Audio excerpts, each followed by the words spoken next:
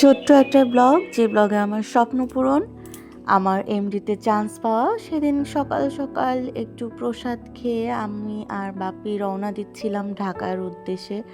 আমি তো খুবই ডিপ্রেসড সল ছিলাম যে কবে চান্স পাবো, কবে আমি বলতে পারবো যে আমি এমডি রেসিডেন্ট।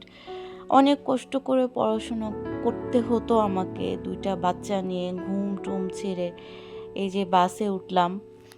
আমার সব ছিল, কিন্তু একটা ডিগ্রির জন্য আমি সবসময় আসলে ডিপ্রেসড, মন খারাপ এগুলো কাজ করতো আমার। যাই হোক, মা কালী আমার কথা রেখেছে, আমার মনের ইচ্ছা পূরণ করেছে। যাই হোক, এটা হচ্ছে সিরাজগঞ্জ হোটেলে আমরা একটু খাচ্ছিলাম। আমার বাপি হচ্ছে আমার লাকি চার্ম। বাপি গিয়েছিল আমার সাথে। সবচেয়ে মজার ব্যাপার, আমার বাপি হচ্ছে ঢাকা ইউনিভার্সিটির স্টুডেন্ট, আর্টস ফ্যাকাল্টির, এবং বাপি যেখানে ক্লাস হতো, আমার এবারের ভর্তি পরীক্ষাটা ছিল একদম ওইখানটাতেই। আমরা ঢাকা পৌঁছে গেছি। ব্লগটা খুব ছোট হবে আসলে, ওই সময় তো ব্লগ করার মতন মানে মনের অবস্থা ছিল না। পরের দিন পরীক্ষা, এই যে আমরা বিএমএতে ছিলাম, বিএমএতে চলে গিয়েছি। আমার কেন জানি মনে হচ্ছিল, আচ্ছা যদি চান্স পাই একটু একটু করে করে রাখি, ভিডিও করে রাখি। আর এটা হচ্ছে বিএম এর খাবারের যে ক্যান্টিন, ওখানে আমরা খাচ্ছিলাম। পরের দিন পরীক্ষা দিতে যাওয়ার সময় এটা আমরা বের হচ্ছি, মানে প্রচণ্ড টেনশান, প্রচণ্ড মন খারাপ, প্রচণ্ড কষ্ট, সব কিছু মিলাই আমার এই সময়টা আমার অবস্থা ছিল। আর যে ওখানে মেট্রো রেল করেছে, তো ওটার একটু ভিডিও করছিলাম। মানে এই সময় আমি কীভাবে ভিডিও করেছি আমি নিজেও জানি না। আমরা তো একটা রিক্সাতে উঠেছি, অটো পাচ্ছিলাম না। পরীক্ষা দিয়ে এই যে আমরা খেতে গাউছিয়া গিয়েছিলাম। গাউছিয়া গিয়ে মিঠাই মেয়ের জন্য কি জানি কিনেছি। তারপর এই তো ওইটা ভিডিওটা ওখানেই শেষ, এরপর আর করা হয় নাই। এই ভিডিওটা হচ্ছে অনেক পরের, আমার ভেরিফিকেশনের জন্য পুষ্পা এসছে। পুষ্পাকে নিয়ে আমি ঢাকা গিয়েছিলাম, মানে ততক্ষণে আমার চান্স পাওয়া হয়ে গেছে। আর হে মা কালী, রেজাল্টের দিনের আসলে ওই সময় তো ভিডিও করা হয়নি। আমি তো রেজাল্ট অন্যান্য সাবজেক্টের দেখছি, আমার সাবজেক্টের আর দেখছি না। আমি ধরেই নিয়েছি চান্স পাবো না, কারণ মনের মধ্যে এত নেগেটিভিটি ঢুকে গিয়েছিল। এরপর অন্য ডিপার্টমেন্টে দেখতে দেখতে সাডেনলি কখন আমার ডিপার্টমেন্টে চলে আসছে। আমার জাস্ট সুকন্যা সরকার, ডক্টর সুকন্যা সরকার নামটা চোখে আসছে।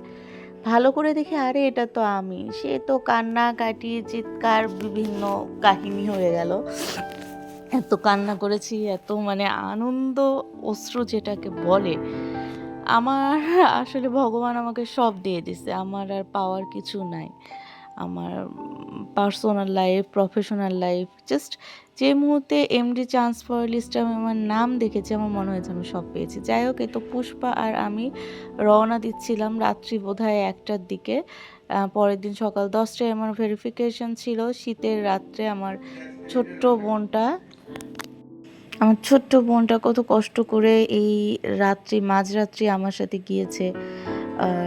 মানে শুধুমাত্র আমরা দুইটা মেয়ে গিয়েছিলাম। বাপি তো মানে বাপিকে নিয়ে নাই, বাপি তো সিক ছিল, বাপির শরীর একদম ভালো ছিল না।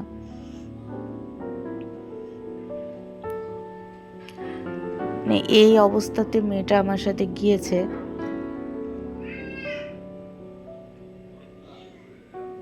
আমি ওর জন্য কখনো কিছুই করতে পারি না, বাট ও আমার জন্য যে কি করছে, আমার ছোট্ট বোনটা, এই লিস্টটা যদি আমি দেওয়া শুরু করি হয়তো শেষ হবে না আর। মা কালী ওকে ভালো রাখুক। ওকে নিয়ে আমার যে স্বপ্ন, আমাকে নিয়ে আমার যে স্বপ্ন, সেটা তো মা কালী পূরণ করছে। ওকে নিয়ে আমার যে স্বপ্ন, এখন ওটা পূরণ করুক। যাই হোক, এই হলটা ছিল, এই হলে আমার ভেরিফিকেশন ছিল। আমি আর পুষ্পা তো সবার আগে চলে গেছি, বিধ্বস্ত। তার মধ্যেও আমরা একটু ভিডিও করছি, ছবি টবি তুলছে। এটা হচ্ছে ওখানে খেতে গেছি, আমাদের পিজির যে ক্যান্টিন। আর এটা আমাদের ভেরিফিকেশন শেষ। পুষ্পার বান্ধবী আসছে, পুষ্পার বান্ধবী ওর সাথে দেখা করার জন্য সেই সুদূর মিরপুর থেকে চলে আসছে শাহবাগে। আর এখানে পুষ্পা যা খাচ্ছে ওর কিছুই স্বাদ লাগছিল না, ও বেচারা খুবই বিরক্ত হয়েছিল। এখানে 2 বান্ধবীর প্যাচাল চলছিল। এরপর তো আমরা রওনা দিয়ে দিয়েছি। দুপুরে তো পুষ্পা কিছু খেয়েছিল না। কারণ ওর অসুস্থ ছিল, ঠাম্মি মারা গিয়েছিল। খেয়ে-দেয়ে আমরা আবার রওনা দেই। আচ্ছা, পুষ্পা এখানে সানগ্লাসটা কোথায় পেয়েছে আমি জানি না। টাটা, সবাই ভালো থাকবেন।